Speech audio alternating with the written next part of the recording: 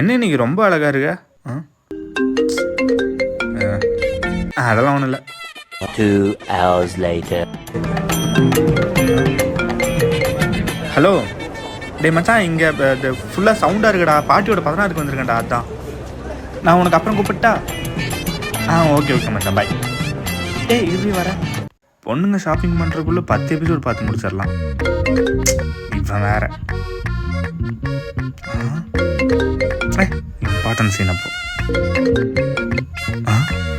ஐயோ இவனை மறந்துட்டமே. ஹலோ சொல்கிறா மச்சான். இல்லைடா தூங்கிட்டு இருந்தேன். அதான் ஏன்னா எமர்ஜென்சின்னு ஃபோன் பண்ணால் அவள் எடுக்க கூட மாட்டான். அவன் தான் பாட்டியோட 16ன்னு சொன்னான்ல, பிஸியாக இருப்பான். ஏய் சீக்கிரம் வாடி.